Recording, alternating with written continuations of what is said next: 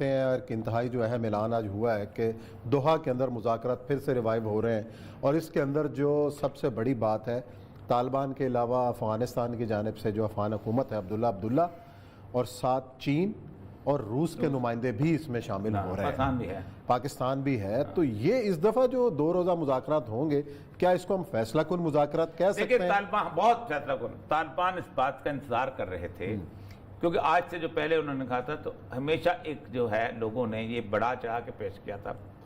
میں ہمیں اپنے تبصرہ نگاروں کو سوچتا ہوں نا، ایئر کنڈیشن کمروں میں بیٹھے ہوں گے، اس طرح میری طرح نیو یارک ٹائمز کھولا ہوگا، کسی نے واشنگٹن پوسٹ کھولا ہوگا، کسی نے ٹائپ کر کچھ اور، کوئی رائٹرز کی خبر دیکھا، یہاں سے بیٹھ کے سوچے گا افغانستان 3 لاکھ فوج، عبداللہ دوستم فلانا 70,000 طالبان، یہ تو کوئی حیثیت نہیں، یہ جب امریکہ چلا جائے گا یہ تو بہت بڑی جنگ شروع ہو جائے گی، اور پھر تاریخ پڑھیں گے کہ پٹھانوں نے ایک دوسرے کو ہمیشہ قتل ہی کیا۔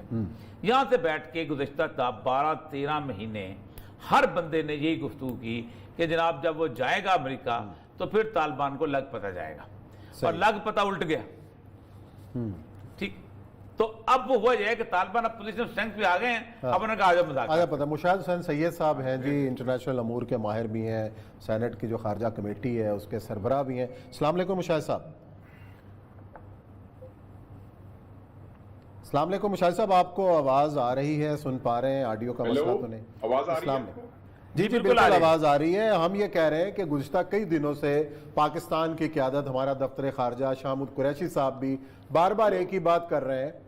مشاہد صاحب آپ آواز سن پا رہے ہیں ہماری؟ مجھے آواز نہیں آ رہی آپ کی۔ آپ آڈیو کا مسئلہ ذرا ٹیکنیکل ذرا دیکھ لیجئے، ہم پھر آپس میں گفتگو شروع کرتے ہیں، جیسے ہی مشاہد صاحب آتے ہیں ہمیں بتا دیجئے گا۔ تو اور یہ صاحب یہی بات ہو رہی تھی کہ آج جو ہے جو ہوئی ہے کہ چین کے سفیر گئے ہیں جی بات کی۔ چلیں مشاہد صاحب نے دوبارہ جوائن کیا۔ السلام علیکم مشاہد صاحب۔ السلام علیکم جی۔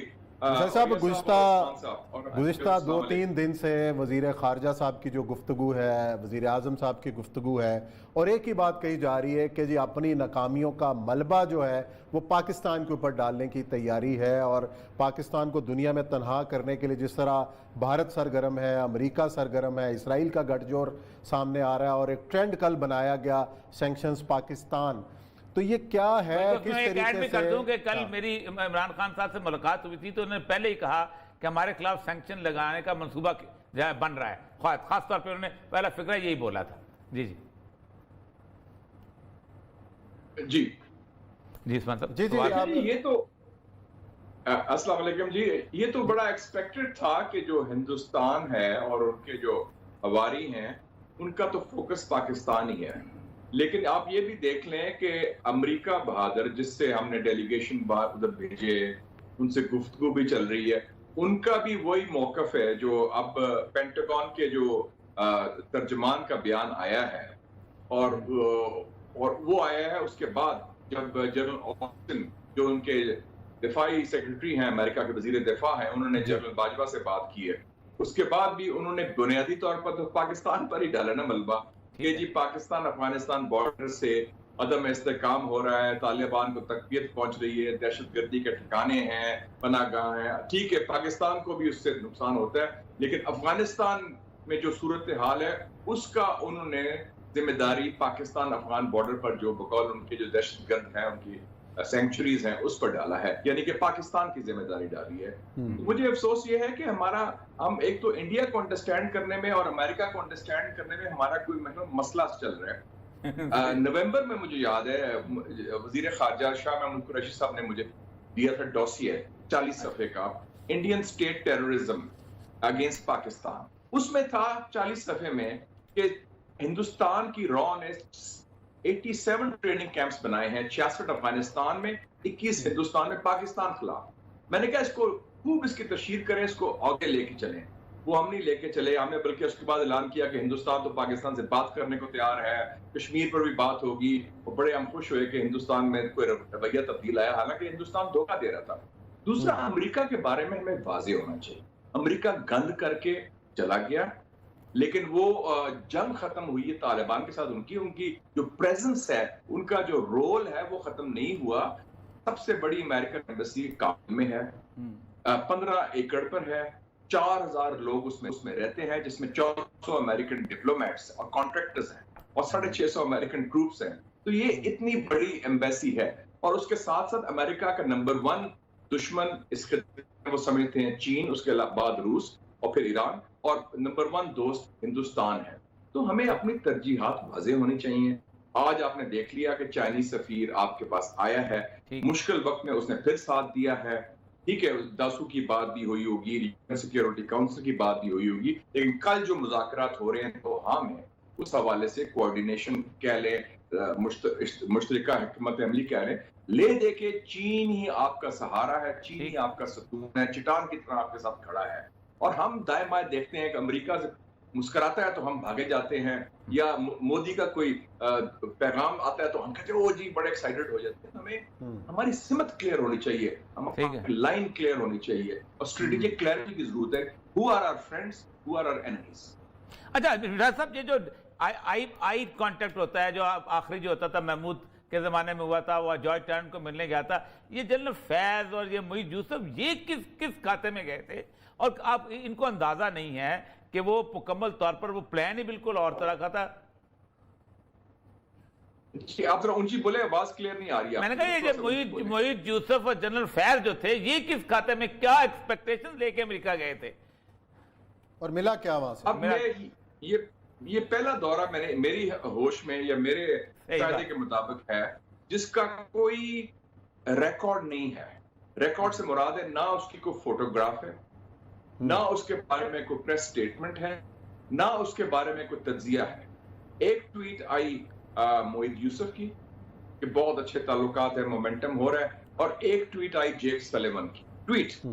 اب یہ نہیں پتا ملاقات وائٹ ہاؤس میں ہوئی یا ریسٹوران میں ہوئی یا گپ شپ مارتے ہوئی، اور کہاں ہوئی، کس کے ساتھ ہوئی، کوئی آئیڈیا نہیں، کوئی ڈیٹیلز بھی نہیں دی گئی. تو وہ بھی بڑا میں سمجھتا ہوں کہ پہلے بھی خیر ایسے ہوا تھا، جنیوا میں بھی ان کی کوئی ایسی فوٹوگراف نہیں آئی تھی، لیکن ایک سفارتی تقاضے بھی ہوتے ہیں. جب آپ ملاقات کرتے ہیں تو آپ کی فوٹو آتی ہے، آئی کانٹیکٹ آپ نے کہا، ہینڈ شیک ہوتا ہے، مسکراہٹ ہوتی ہے، جو بھی ہوتا ہے. اور جنرل فیض میرے خیال میں پرابلی سی آئی اے چیف کو ملے ہوں گے، اور کیونکہ ان کے کاؤنٹر پارٹ تو وہی ہیں، اور شاید امریکہ کے اور جو نیشنل سیکیورٹی کے لوگ ہیں ان سے ملے ہوں گے. لیکن اس کے نتیجے میں ہمیں جو اصل بات ہے، action speak louder than words.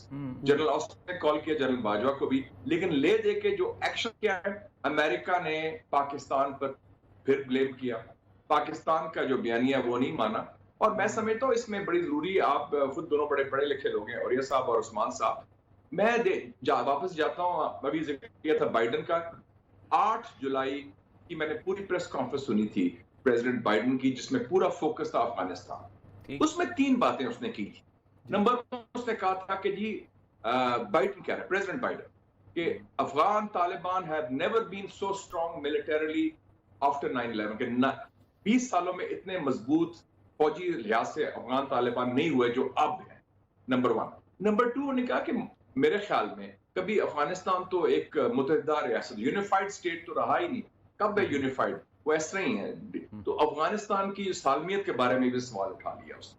اور تیسری بات انہوں نے کی کہ دیکھیں جی ہم نے جو کرنا تھا کر دیا، ہمارا اب فوکس ہونا چاہیے چین، وہ سب سے بڑا ہمارے لیے چیلنج ہے. تو یہ اس نے یہ اور بھی باتیں کی، لیکن یہ 3 ٹیک اویز میرے حوالے سے میں سمجھتا ہوں، میرا مشاہدے کے مطابق یہ بڑے اہم تھے کہ انہوں نے افغانستان کو تو رائٹ آف کر دیا کہ ٹھیک ہے وہ آپس میں لڑے، چاہے تقسیم ہو یا خانہ جنگی ہو، ان کو سوٹ کرتا ہے. چین ان کے خلاف سمجھتے ہیں، ایران کو اپنے دشمن سمجھتے ہیں، روس کو اپنا دشمن سمجھتے ہیں، اور پاکستان کو شک کی نگاہ سے دیکھتے ہیں. اور باقی رہ گئے وسطی ایشیا کے ریاستیں جو روس کے ساتھ ملی ہوئی ہیں، تاجکستان، ترکمانستان اور ازبکستان.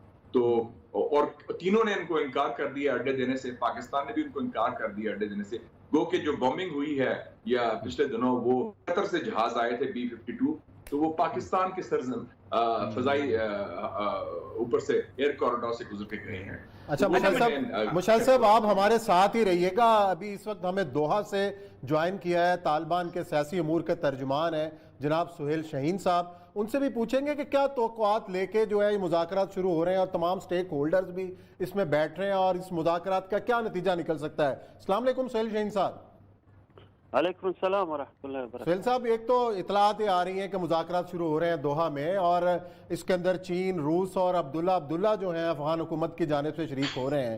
आप क्या समझते हैं कि ये जो दौर होगा ये कोई फैसला कुन दौर है? इस हवाले से कोई मुआहदा तय पा जाएगा? क्या समझते हैं आप? बिस्मिल्लाहिर्रहमानिर्रहीम, नहमदुहु व नसल्ली अला रसूलिल करीम, अम्मा बाद। जी, ये तो डिपेंड करता है कि अब्दुल्ला उसके पास क्या है। ऐसा जो पहले वो आया था खाली हाथ और कोई फैसला नहीं कर सका, अगर अभी भी ऐसा आया है तो मेरे ख्याल में कुछ रिजल्ट नहीं निकलेगा। अगर उन्होंने कुछ उनके पास है ताकि वो फैसला भी करे और डिस्कस भी करे तो इंशाल्लाह फिर उम्मीद है। लेकिन अनफॉर्चुनेटली जब पहले वो आया था और उसमें ये हम इस पर इत्तेफाक भी किए थे कि जो इंफ्रास्ट्रक्चर है वो उधर वो सिविलियन कैजुअलिटीज उसको प्रिवेंशन के लिए हम इक़दाम करेंगे।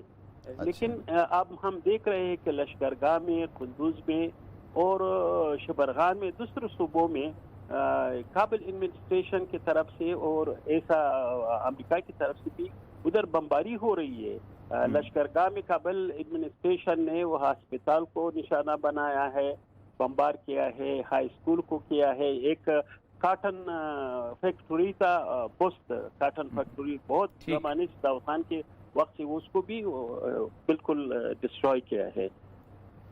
अच्छा सुहेल चीन साहब, इस वक्त सूरत जो अफगानिस्तान की हमें खबरें मिल रही हैं आपके भी अल-अमारा से भी कि इस वक्त आपका मेजॉरिटी कंट्रोल जो है इलाकों पे है और शहरों की तरफ आप बढ़ रहे हैं, तो आपकी पोजीशन जो है वो तो पोजीशन ऑफ स्ट्रेंथ है वहाँ पर, तो इसलिए ये अमेरिका के सामने भी था पोजीशन ऑफ स्ट्रेंथ में आपने गए। असल मसला ये है कि अगर ये मुज़ाकरात नाकाम हो जाते हैं तो क्या आपके पास ये ऑप्शन मौजूद है कि आप इसकी पोजीशन ऑफ स्ट्रेंथ को कंसोलिडेट करके, इकट्ठा करके वापस जो 1996 वाला काबिल था वो वापस उस तरह आप उसको हासिल कर लें? जी, वो 1996 वाला तो हम नहीं चाहते, हमारी वो पॉलिसी नहीं है। ठीक है। लेकिन जब उन्होंने ईद के दिन में अशरफ गनी ने ऐलान किया कि हम 6 महीने के लिए मिलिट्री ऑपरेशन करते हैं इस्लामी इमारत या तालिबान के खिलाफ उसके बकौल, तो उसके बाद हमने ये प्रोविंशियल सेंटर्स को लेना शुरू कर दिया। हमने भी उस पर रिएक्ट किया और अब रद्द अमल दिखाया। उसके नतीजे में उन्होंने उसको छोड़ दिया। हमने ये तकरीबन 5 सूबे लिए हैं अभी तक। तो ये अगर ये आइंदा में भी ये अपनी मिलिट्री ऑपरेशन को जारी रखे तो मुमकिन है कि वो हम और सूबे भी ले और हम रिएक्ट करें, तभी है नेचुरली वी विल रिएक्ट।